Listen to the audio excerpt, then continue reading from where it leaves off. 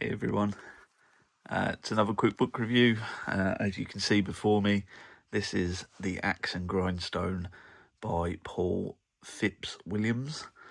Bit of an unusual one, this in more ways than one.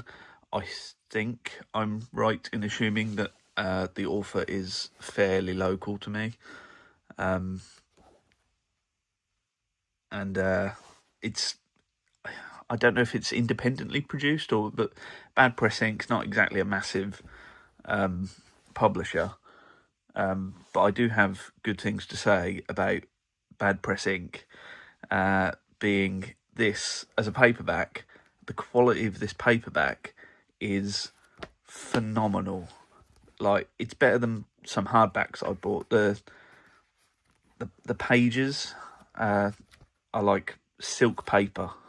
It's so bizarre. It's a really, really, really nice paperback book.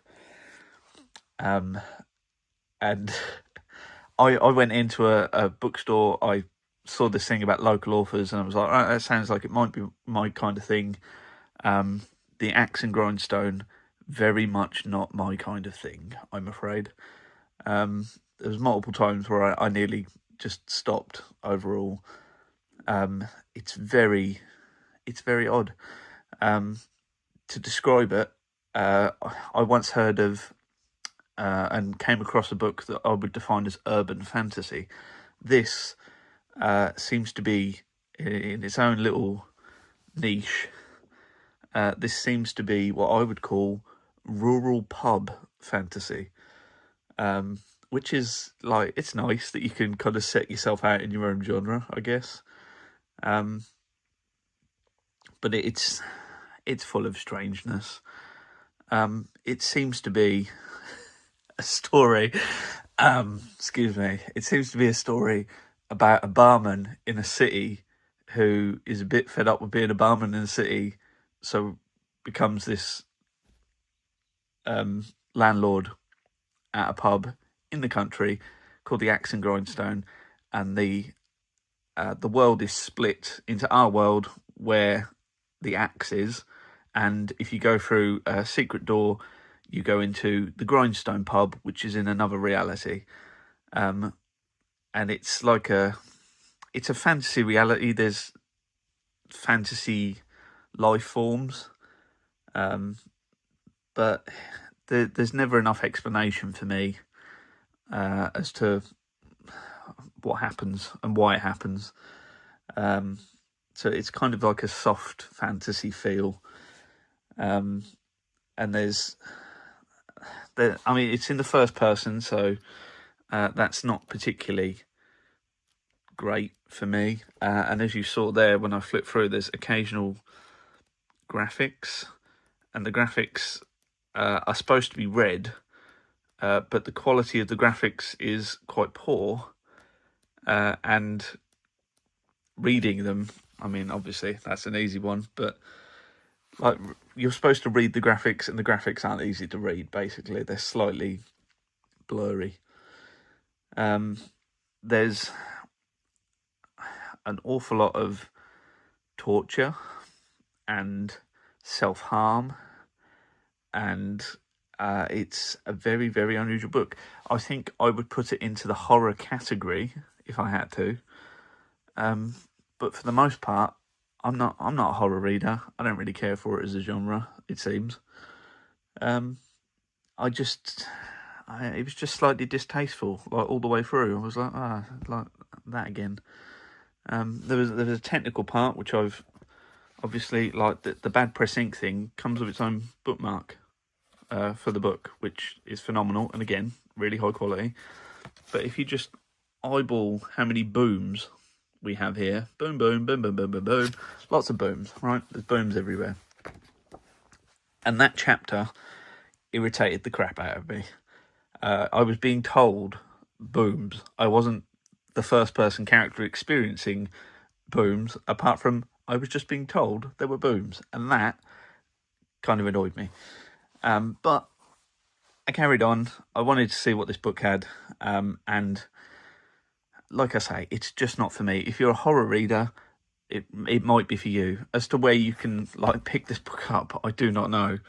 There's a few details down the bottom there which I hope you can get a good shot of. But again, the graphic print is not amazing. But yeah, it seems to be, and yeah, I force myself into these positions where I review a book. I would kind of hazard a guess that Paul Phipps-Williams is some sort of lapsed Catholic, based on what I've come across previously in my life.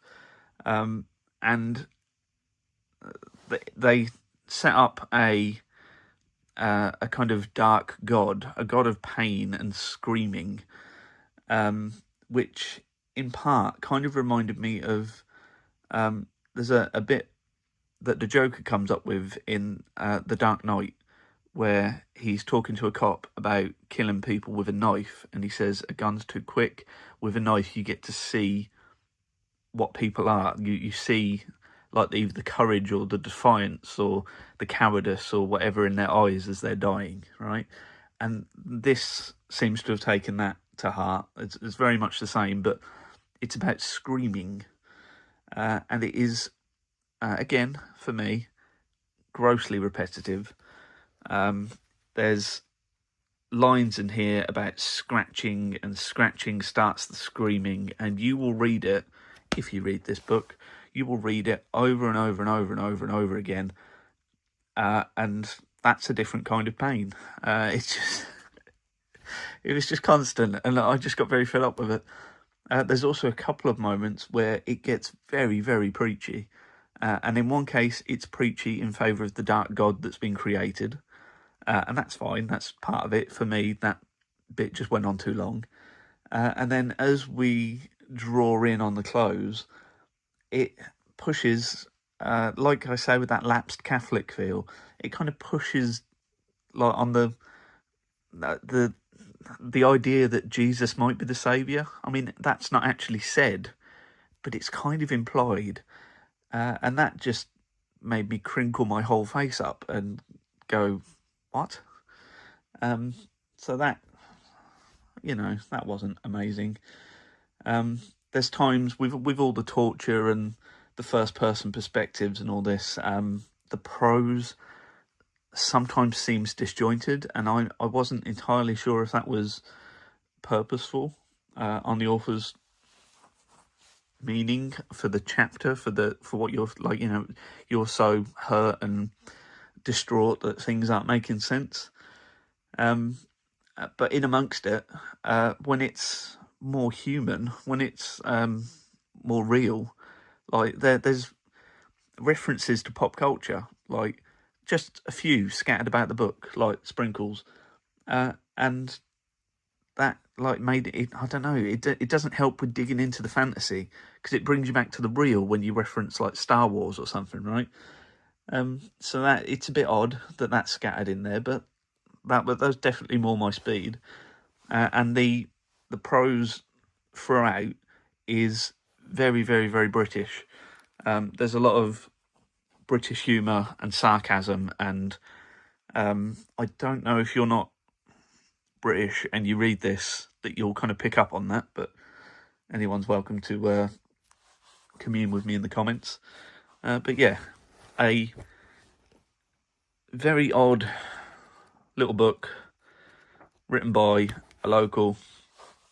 It says at the back, it says it's his first book, and I can see that in just the same way as I read this other kind of urban fantasy legendary book, and that was, in my opinion, their first book. Like that, just it kind of, you intuit the thing as you go through it. But yeah, if you're into horror, maybe, just maybe, this is worth digging out for you. But for me, obviously, like I say, it's not my bag. But yeah, if you're in any way inclined to talk about this book with me, you know where I'll be. I'll be in the comments. Thanks very much. Farewell.